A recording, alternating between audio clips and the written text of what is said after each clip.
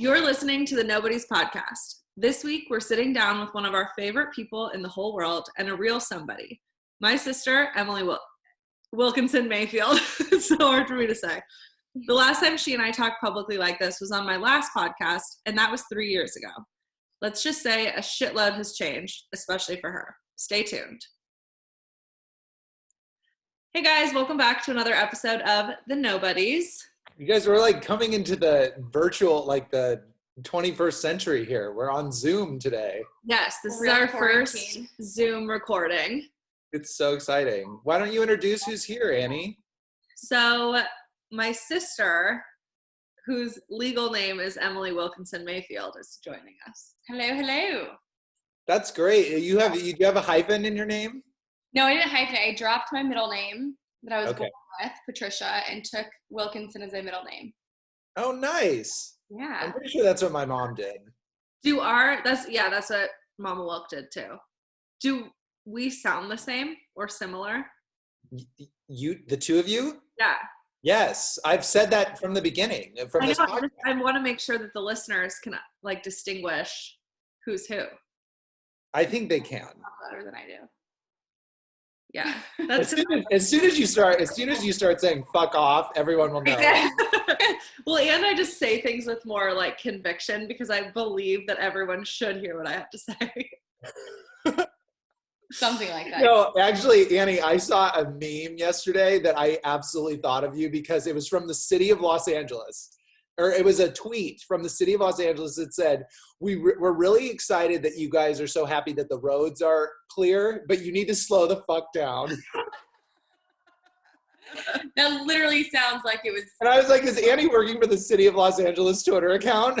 Yes, in quarantine, I've taken up the city of LA's PR projects. That's what I'm doing to keep myself busy. Well, how are you guys? I mean, obviously you two are together now, so we want to get into current winning because we do our segment, Emily, now where we do current winning instead of like peaks and valleys because we have to continue to win in this crazy time.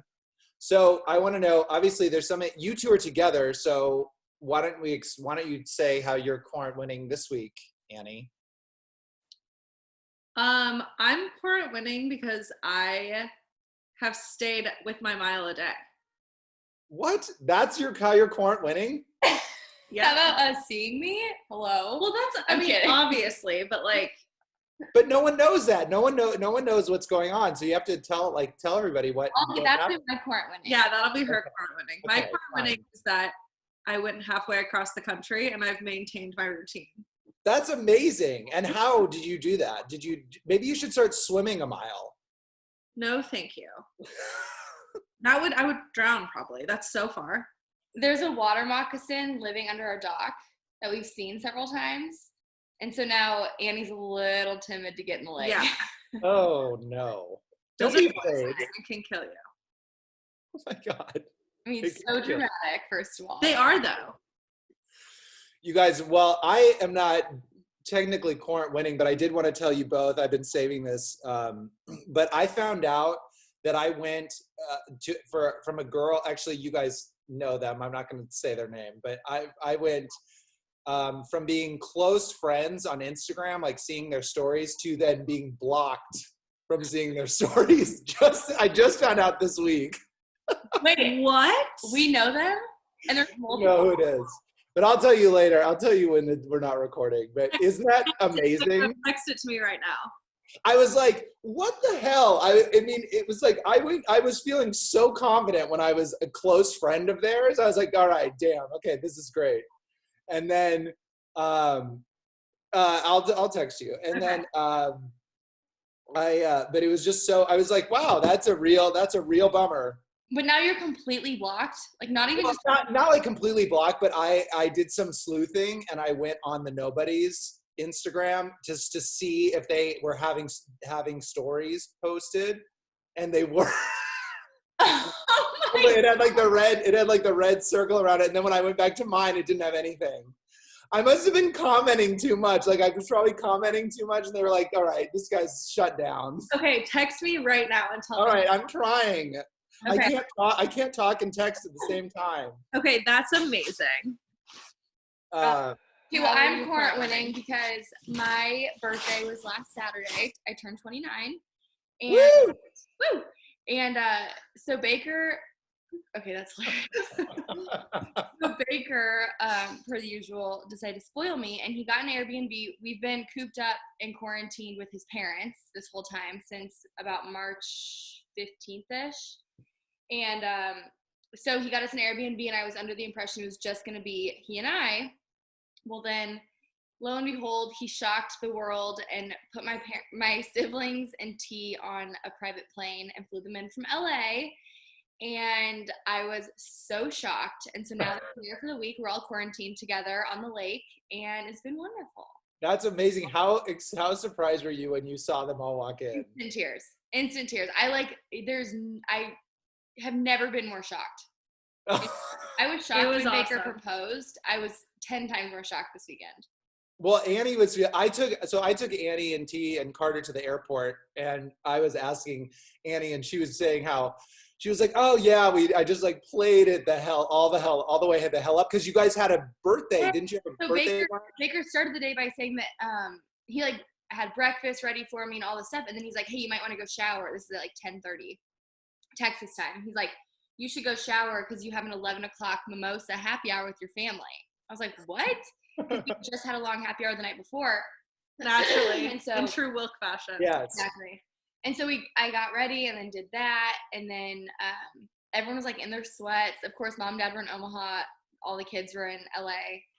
And then we hung up with that. And then he surprised me and said, pack a bag, we're going to the Airbnb. And so I just literally never suspected it.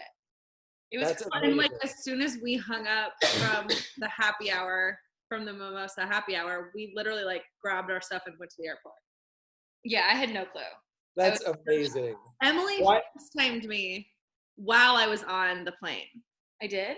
Remember you FaceTimed me and asked about my birthday story for you? So you answered, Annie? No, of course not. Oh. No, so I had put up like a series of Instagram story things for her birthday.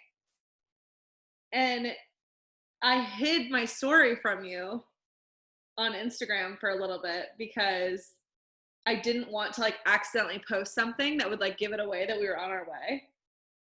And so I hid my story from you, which I didn't think about, but then you FaceTimed me and I didn't answer. And then you texted me. You'd had quite a few drinks at this point, I think. But you texted me and you were like, hey, did you delete my birthday post? Oh, I know what you're talking about. Okay, yeah, because I couldn't see it. Yeah, and then I had hid it from you. Okay, yes. Because I was trying to post someone a picture of when we were little, yeah, when I didn't know how to smile. Yeah. Okay. So that's what that's about. But I posted all that stuff because at that point I knew that we were going to come see you. Yeah. And I was trying to throw you off with my whole like wish we could celebrate together. Yeah. Oh, that was so great. I was like, you're such a little devil. Like I had that moment in my head of like being so confused when I turned around because Baker called me downstairs at the Airbnb and like had me looking at something. He had ordered food and he had me looking in the bag, and then all of a sudden I just like, I don't even know why I turned around, but I turned around and everyone was there. Even Carter grabbed you. That's when you maybe that's what it was. I mean, I had no freaking Oh my gosh, that's so awesome. I want to know why it's very much a family trait. I think we've talked about this, but why do you guys love surprises so much? The Wilkinsons love surprises. No one loves them as much as Annie. But I hate being surprised. I know, it's so weird. You can't have one and not the other. Annie and Baker both that way though. Annie and Baker love to give presents, love to surprise people, don't love it opposite. Like they don't like to be shocked. Like I think giving gifts. Wait. You guys are like. Can I go check on that? Guys came over. Interesting. Okay. Anyway, it looked like you were like watching something on like some horror thing. I mean, which is so true right now in this climate. But it looked like you were watching like the news and something horrible just happened. That's what we're getting like thunderstorms in Austin today, and the owner of the Airbnb just walked up on the back porch, and we had like a window in front of us. So it's like, yeah. Give me a break. That is really funny. But yeah, no, I was gonna say I think one of my love languages is giving gifts. Yeah. It is definitely not receiving. That's so weird. Makes me so uncomfortable. And I'm not good at, like, I'm not a thoughtful gift giver in the least. That's like, not really true. I'm really good at it. Annie, you do put a ton, you're like, you are like a gift whisperer. I just pay close attention to the people that I care about. It's crazy. I mean, it is an art form, really. Well, and it's like not very on brand for me.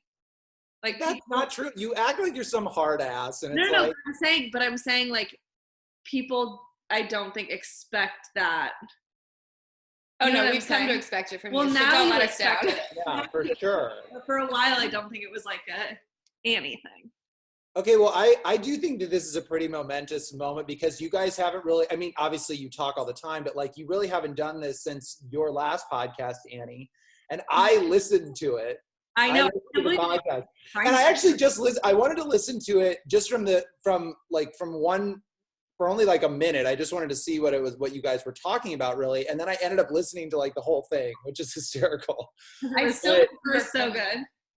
It was really funny. I mean, you guys it was really good. But that was 3 years ago. But you said, Emily, right off the bat, you said that you were the queen of scary movies. And Annie, I know Annie doesn't watch them. So like, do you still, I mean, how does that relate to you guys? So here's the thing. Do I still enjoy a scary movie? Here and there, yes. There's a huge problem, though, nowadays with movies of all genres. I cannot freaking stay awake. Where I used to be the queen of scary movies, I am no longer the queen of any movies. Welcome it's to being old. It's a continuous. It is just it's like literally just getting old. I think when I sit down to watch a movie, I immediately go into like relaxation mode and I'm asleep in 2 minutes. That's, I mean, I'm like do you do that, Annie? Oh yeah. I'm like lucky to see the full opening credits. Well, I know in Friends, like you'll be like, you said how T will say like, hey Annie, what's this one? And you'll be like, that's the one where they go to the store or something, and you'll like fall asleep. And then I just instantly go to bed. You're like, I never see the opening credits. I don't, but I've either. seen every episode so many times that like I already know what it is. Okay, well, speaking of scary movies, Emily, a lot of people may not know this about you, but you have a very strong connection to the paranormal. All right, how long do we have? Well, I mean, I just want to know, like, when did you start believing in that stuff? Like, how did that begin? Young, when I was probably, how old was I? 9? When you first started seeing it? Yeah. Yeah, probably. Probably like 9 years old when obviously I was living at mom and dad's. You were on your own at that point. I was on the street. And yeah, I used to see a figure in the middle of the night in my room, always. And it was always the same one, and it would wake me up. And when I would tell the story, it like freaks me out. But in the moment, I was never scared. Oh my God. Years into high school. But you weren't scared. You would see something and you were not scared. But she was always like, because I have seen her wake up and see it, but she wasn't awake. Like it was like a trance. But it was like clear as day for me. Like I would remember it the next day and like tell it. Well, I didn't tell you guys for a couple of years. Yeah. Because I was like, oh, they're gonna think I'm nuts. And because I wasn't scared, I just like let it go. But yeah, it probably happened till I was like 14. No, it was longer than that because I was in college that time that it like left marks. Okay, so here's a weird story. We might have said this on the old podcast, but I used to have a comforter in my room when Annie and I weren't sharing a room anymore. And I was in college. Yeah, it was striped, like green and yellow and blue and a bunch of colors. And before we could go to school in the morning, our one chore growing up was we had to make our bed. And so I made my bed one morning, and I had remembered I used to call him my guy. I remember seeing my guy in the middle of the night, and him like pulling my covers up over my back and then just like lightly touching my back. And the next morning I had told everybody at breakfast, like, I saw my guy last night.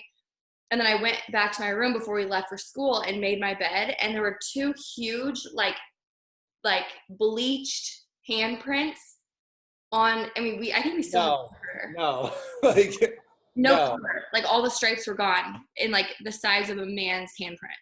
That's like some Paranormal Activity shit.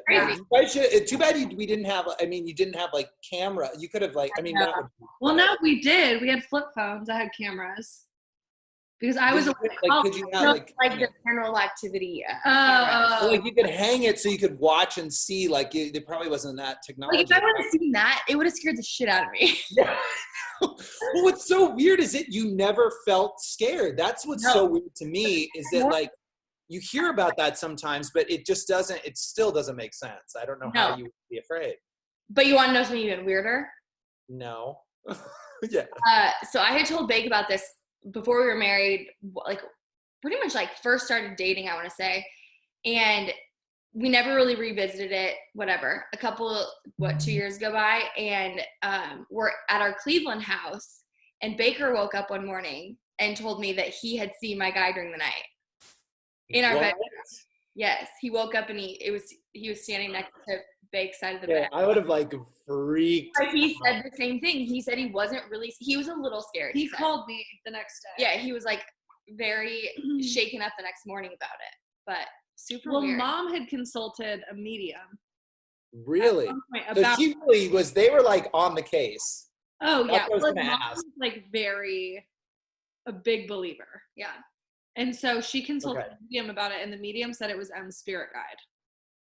And that because I was young and I was open to that, because even before I started seeing my guy, I still was a believer. I thought that you could see spirits and that sort of thing. So what the medium told Mom was it happens with kids a lot because they're naive enough to be open to that sort of thing. So they're able to see it. But once people get skeptical and, smart enough to know better type of thing, then they're closed off from it, and you just don't have those visions. Well, so if your mom was like into that stuff, like Annie, did you believe in that stuff? Or I believed in it enough to hope that it wasn't real. Okay. I mean, that's surprising because you're very grounded. I mean, but everyone, and we all are, but like you're very grounded in reality and like very logistically, like fact driven. Very logical and fact based. Yeah. Yeah. So it's like, that's interesting to me that you felt that way. Well, we also fear-based. We were also driving. Annie was driving one time. Remember when we were driving? Yes. And on everything, I swear to you, I thought she was going to hit this person in the middle of the street. And I was like, I freaked out and like, luckily it didn't cause an accident, but I grabbed her. I'm like, move, like you're going to hit this person. And she was like, there's no one in the street. And I saw a person in the street. This is so weird. Like that is so, I mean, it's really like, it is really cool though, because it does just show that like, I don't know, you sort of like everyone who is really skeptical out there, myself included, it's interesting to hear like that is, yeah, I mean, that you're seeing something at least, whatever it is. And I haven't for years. I mean, I haven't in my 20s. Definitely haven't in my 20s. Wow. So it's been a while, which means like, I wonder if it's like now I don't know. You wonder why I've stopped. Yeah. But anyway, we could talk about that for a whole episode. That's amazing. Well, another thing that people may not know about you is that you're obsessed with candles. And I just want to know why. 100%. Why do you love candles? How did that start? Because I'll never forget when I first went to school. Well, actually, growing up, anytime we would have to like clean the house or whatever, when it would be clean and cozy, which is ironic because I just made everybody clean the house with me. So that I could ready to work. We've been calling her Cinder Annie, or at least I have. No, Cinder Annie. She's flipping me off right now. To me, there's nothing better in this world than a clean house with candles burning. So anytime I've ever moved, my mom, for my 21st birthday, my mom and dad got me like 6 great candles. But anytime I ever move, it's the first thing I purchase. Like when I go to the store and get the essentials, I get a bunch of candles. And it just like locks in the coziness. She moved into her Cleveland house. Baker texted me and was like, I don't even know what to do about your sister. And I was like, why? And he goes, I sent her to Target to get like all the stuff we need, like toilet paper, trash cans, trash bag, like the things you need when you first move in. And she came back with like nothing that they needed, but she came back with like 25 candles. I did. And like anytime I'm at Walgreens, I have to go to the candles. because they're $9.99 and they're fast burning. That's how you know they're cheap, but they smell good. Oh my. That's how you know they're cheap, Bryce. It's important to do soy candles though, because it actually is not good to breathe. Yeah, you're also supposed to do only like essential oils for scents. Yeah, but I do cheap. Annie, do you like candles? Yeah. Okay, I mean, that lack of enthusiasm. I do like. I do like when the house is clean and I light some candles. Yeah, that is a really good feeling. Yeah, but I don't like. But we're different. Get horny about them. Like that shit turns me on. No, but Annie and I are very different in like, I don't want to say cleanliness. It's not like you're dirty, but like I cannot be productive if my house is not spotless. So, and I can like live perfectly fine in organized chaos. And I call it organized chaos because even if things are cluttered, I know where everything is. I would say my whole life is organized chaos. Except your home. Except for my home. And mine's the opposite. Yeah. Like my life. That is true. That's true. Like my life is super planned out. And like. But I think that's why I'm such a control freak about it, is because it's like the one thing I can control is how clean my house is. And Baker knows immediately, like if I'm starting to get kind of grumpy with him, he knows it's time that we have to deep clean our room. Because I wake up and I'm immediately like on edge because there's crap everywhere. Yeah. And but I get in those modes too sometimes where I'm like, okay, enough. And I just like go on a psycho spree. But your point is a lot past mine. Like mine, there's gonna be like for 6 sure items of clothes on the ground. And I'm like, I can't live here anymore. We need to burn this house down. Oh, yeah. Okay, well, you guys mentioned you guys are different in that regard too, but obviously you're very different people. Everyone can see that from space. I want to know how you guys are the same. Like, how do you guys think you're the same? Ooh. I think we have a very similar sense of humor. Yeah. That's a really good through line. And it's pretty fucked up. Yeah, I can be messed with times. But we are very different. Yeah, we are. I know, it's crazy. Like you guys, and it's good. I feel like our family is similar, like in the sense that we're very different in the way that we go about things, that we situational, everything. You guys are very similar to that. Too. Yeah. No, you guys have touched on it before, but Annie is dad to a T. How they think so logically and stuff, and I'm my mother to a T. So, but yeah, I don't know. I don't know. That's so funny. We've got to be similar in more ways, but you guys got to think about this. Maybe do some like meditation and think about how you guys are the same. Yeah, we'll jump right on that. Well, like, did you guys like growing up? Did you guys like ever compete? I mean, you're really close in age. What is there, a year between you? Like, you guys are just a year. We're 23 months apart. But you're 2 grades. 2 grades. Okay. Yeah. Okay. So, but did you guys ever like compete or like either like sports? I mean, you both were very involved in sports, boys, maybe. I had a long-term boyfriend, so not really that. Sports, we never played the same positions. So we played on the same team, but never really, no, I mean. Not really. Like it was all like friendly competition, but it wasn't ever like, we never really fought that much. No. Which is crazy for sisters who are such close in age as you. And we also like we're built differently. Annie's way taller than I am, and like so we never really shared clothes. So we didn't really have a lot of like things to fight about. No.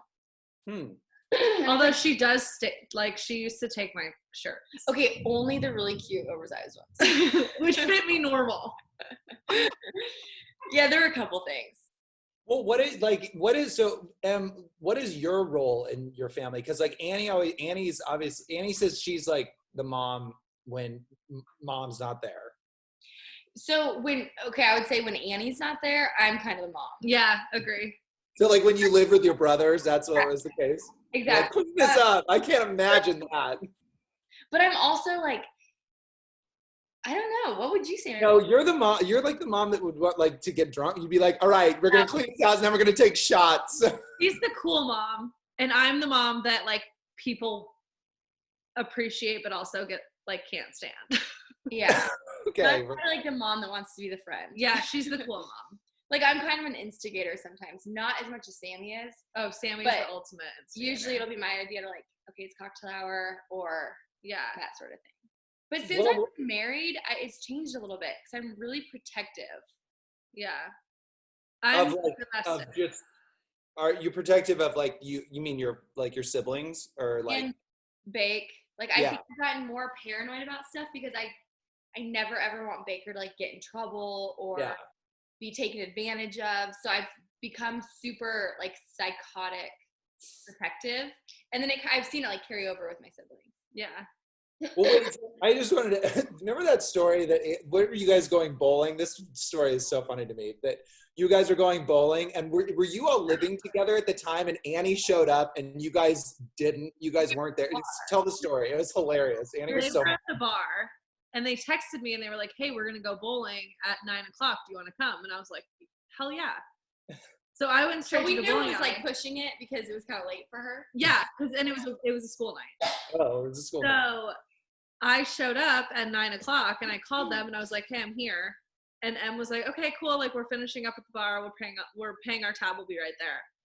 45 minutes goes by and they're still not there. And we're like right down the street. You know where we were. She was at Penn's. We were at Rocco's. Oh yeah. Okay. We walked there. So there's how we are different. So I was like having a good time and whatever. If roles would have been reversed, I would have been like, oh shit, I'm just gonna come to the bar. But like we had made a plan and Annie was not gonna stray from the plan. No, of course not. For 45 minutes and then lectured us and went home. Yeah, and I left. What did you say to them, Annie? I was like, this is so fucked up. You guys have absolutely no respect for my time. It's so rude. And we're all like hammered and can't focus. Were you laughing? Well, not in front of her, but me and the boys. Oh. Well, and I was very upset. I was like, this is so rude and disrespectful. Wow. Yeah, I was pissed. Yeah. But we've done that to her so many times. Many times. And it also, at that time, like, my feelings got really hurt. Oh, Annie. I know. She's very sensitive.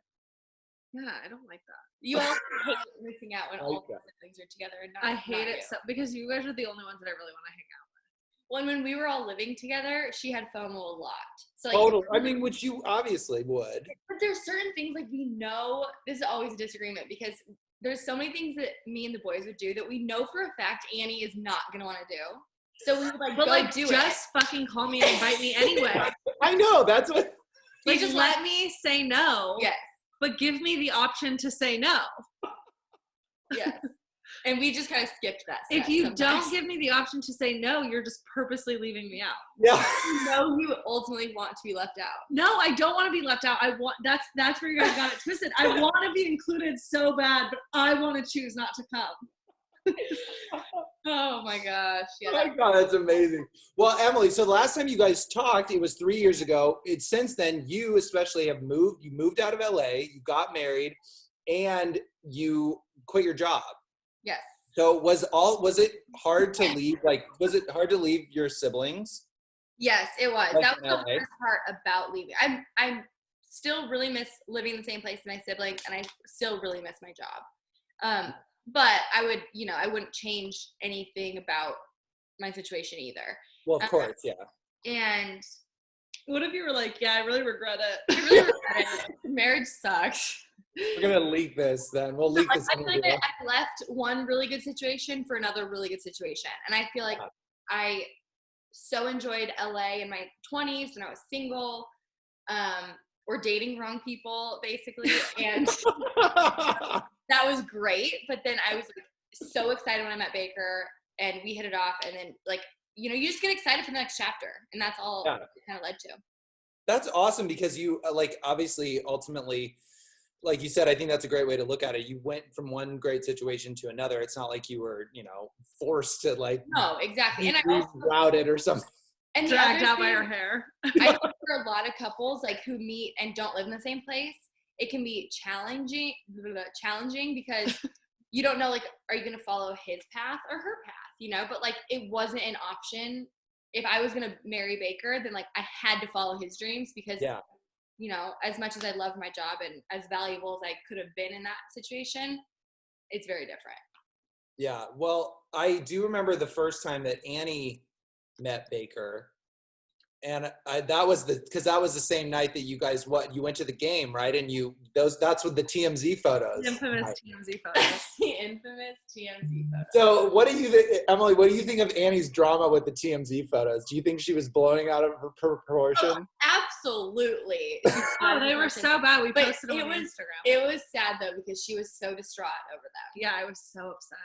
You guys did, and you obviously didn't know that they were going to be taking photos of you. Like, no, I mean, I love the most annoying part is that she looked like a fucking supermodel, and I looked like an Instagram baddie. Yeah, I was gonna say you're an Instagram baddie. Yeah, you look like an Instagram baddie, and I looked like something bad that you scrape off the bottom of your shoe. No. Oh my God. The unfair part about any photos like that, though, no one knows where they are, when they're going to be taken, and no one looks great. You did. I was laughing though, like you were. So was I. You were looking there. True. So like it just was very. It was not. No, but Emily was the one that I called when I was in the parking garage crying. And No, me and Baker were in the car, and you called, and I had on speakerphone, and I was like kind of laughing it off, like, oh, it's not that big of a deal. And then we hung up, and Baker was like, wait, I think your sister's like really upset. Yeah, you should call her back. No, I know, but I was parked in a parking garage. No, I know. Yeah. Yeah, but she should. The picture is not that bad that she should have such a meltdown, but you were distraught. I was so distraught. Well, Emily, how did you feel about being called an Instagram baddie? Oh, she's been called worse. It was very eye-opening, because it was like, well, first of all, it was not our best move, but I don't know. Baker was new to it. I obviously was new to it. For us to, like, the second day we knew each other go to a Clippers game was not our best move, because he was so in the spotlight from the Heisman and, like, coming off his senior year and all that stuff. So we should have known that cameras were going to be there and they were going to jump to conclusions. But they jumped to the proper conclusions. Sometimes they thought, I mean, yeah, kind of, but we only met like 2 days before that. Yeah. But I don't know. The hardest part was reading people, like,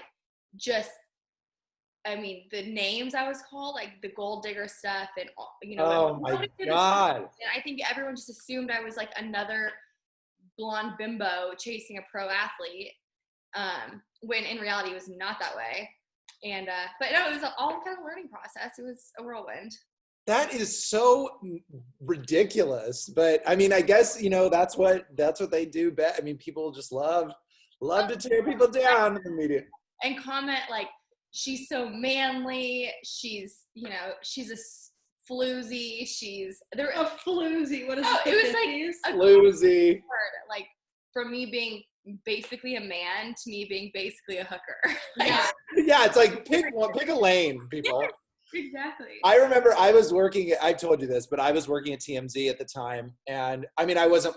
Let's be real here. I was not. Thank God, not working at actual TMZ. I was working at another production under them.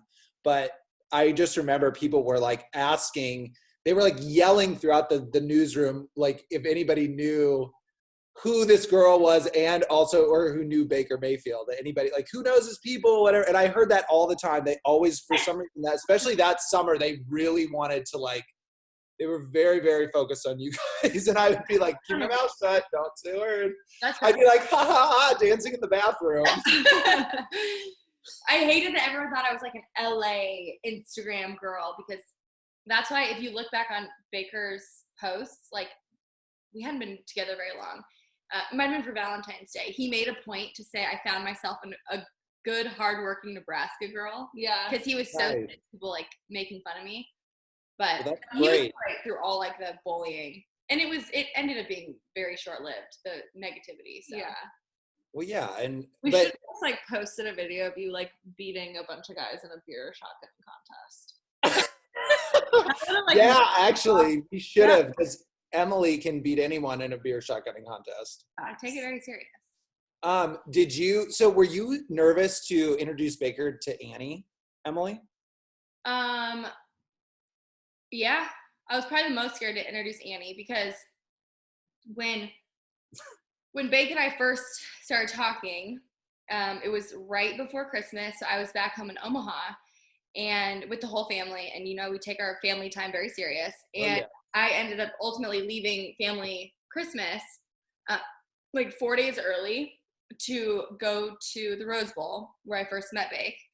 And Annie was hot about it. She did not approve of my ditching out on family Christmas. Oh my gosh, I can't imagine. What did she say? What were her reactions? Well, okay, so when Bake and I first started talking, I kept it a secret. Like I didn't tell anybody. And then when he was really begging me, he basically made like one last attempt. Like, hey, I just really want to meet you. I'm in LA. Please let me fly you back for the Rose Bowl. And I'll take you to lunch. If you like me, great. If you don't, I'll stop trying. And so finally I brought up at the dinner table and I'm like, what do you guys think about this? And Dad was like, are you kidding me? It's free tickets to the Rose Bowl. Just go. Like, you're going home on Wednesday anyway. And so when he said that, the boys were like, Baker Mayfield, that's dope. And Mom was just like, yeah, that sounds fun. And Annie was like, are you seriously going to leave Omaha and go meet a guy? Like, she had no time. No, I was like, why are you making this so easy for him? Like, this is insane. But they didn't know the backstory. They didn't know like how long that. Yeah.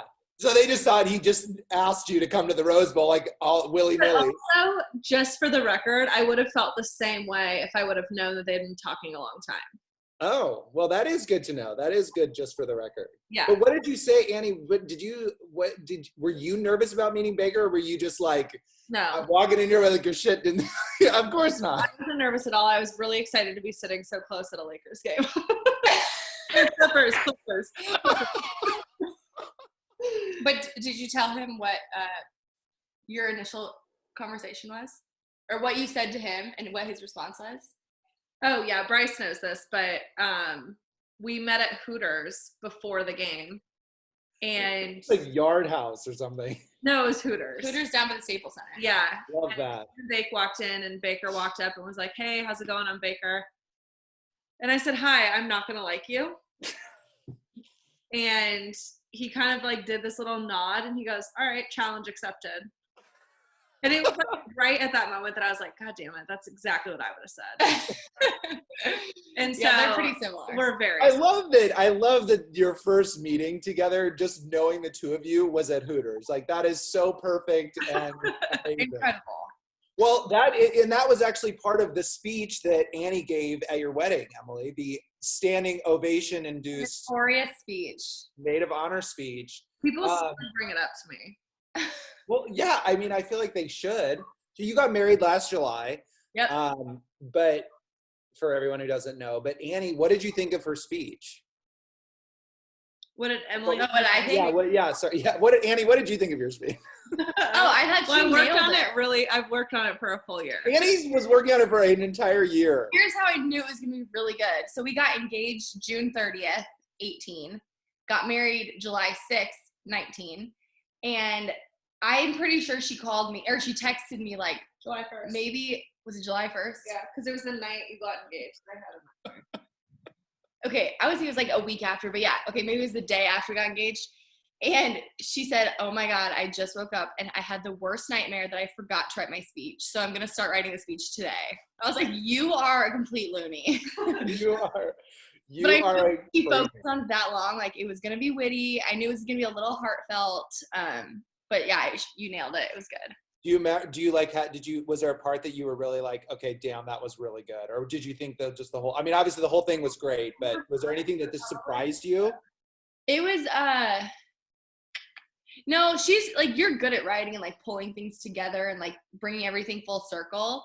So there wasn't really anything shocking. I liked the part when you were like, you talked about like how he loves me because he's willing to give up shellfish. Oh, yeah. And like so the whole premise of it was that you have to remember in a marriage and a long-term relationship that you like because and you love despite. Yeah. So right. Yeah, I said that Baker loves you despite the fact he has to give up all of his favorite shellfish. Yeah. I said candles too. I was like, yeah, the fact that you buy candles before any of the other essentials. I basically stole all this from her speech. Stole everything we were going to talk about from your speech today. No, she did. She nailed it. It was good. Well, what the hell are you going to do? What's the first thing you're going to do after this fucking pandemic is over, Emily? Hopefully take a trip. I'm Like bummed. We're supposed where? to go to Costa Rica, and that got postponed. We've talked about doing a Napa trip. I mean, it's kind of up in the air because we're not sure what's happening with his job. Without the pandemic, we should have been back in Cleveland this past weekend because he was supposed to start For meeting. good? Like for good? So they would have started camp on April 6th, so Monday, and that would have gone through Thunder? June. Yeah, sorry. Yeah, sorry. There's a big storm happening. No, don't be sorry. That's crazy. I miss thunder. I know. Control Mother Nature. Yeah, sorry about Mother Nature. She's acting up. All right, go ahead. Yeah, so that would go through beginning of June, and then we come back to Texas and be here until end of July. So right now it's looking like they won't have camp or anything, so he won't go back until August, but that's not official yet. So Okay. I don't know, but I would really like to take a vacation. I know. I mean, that's like, I just want to like be able to like leave my apartment. I just want to like go to a bar for drinks. Yeah. Like that is such, you think about the things that like are such luxuries, like that we just totally took for granted. 1,000. Like that specifically. Yeah. Going to like dinner, going to a movie theater. I don't go. Yeah. I'd Going like to a game, going to like a baseball, everything is, sports. yeah. By the way, Oh yeah, that's right. It's right now. they're playing the Jets Browns game on TV today. That was Baker's. Oh, really? Yeah. Well, we won't keep you long. We were actually coming to our closing segment. Emily, we do closing segment. Annie and I have debated about this because I want to do a new segment like every single time. And Annie have a selection of like 84 closing segments to choose from. And Annie's like, let's make it 4 and stop it. Annie needs structure. Yeah, no one needs structure more than Bryce. That's so true. Yeah, like let's. I am a psycho. Did you hear that one? No. Oh, that was a big one. Yeah. Oh, I missed it. Damn it. But we wanted to come to Loser of the Week, which is one of our segments. And this Loser of the Week, so Emily recently posted a beautiful photo of yourself on Instagram, which was clearly like from a previous photo shoot. Oh, yes. And you said the caption was pre-birthday mood. I think it was the day before your birthday, right? Friday. And there were so many like really, I went through the comments, there were really, really nice comments, positive remarks and stuff. And except for one commenter who wrote, during a pandemic period, loser, period. And we're here to say that we're going to turn the tables on them, and actually they're the loser. Yes, of the week. 1,000%. People Like who? Like, what? First of all, what do you think that you're doing? Going out like having a ball like in a gown and heels, and also like someone he needs to whoever that person was needs to creep a little harder. I'm pretty sure I posted that picture or one very similar like a year ago. Yeah. Annie, what are your thoughts? I mean, obviously, was it a guy or a girl? I think it was actually a girl, but I could be wrong. Well, she can fuck off. Exclamation point. Jealous. Not even an exclamation point, just fuck Period. off, period. Fuck off, period. I'm with it. Oh, you guys. Well, this was fun. I feel like I really did enjoy that we were in like a digital realm. Yeah, this was actually kind of cool and easy. Do you think that the audio is going to come out okay? We'll see. Oh God, no! And you know what? One thing I was gonna say is I told myself earlier. I said, Bryce, you better be on your best behavior because Annie can't actually like end this conversation. Like instead of asking me to leave, like you can. I could have muted you the whole time. You could have literally like. We just lost power. Oh, we just lost power. Oh no, that means we lost Wi-Fi. Oh no.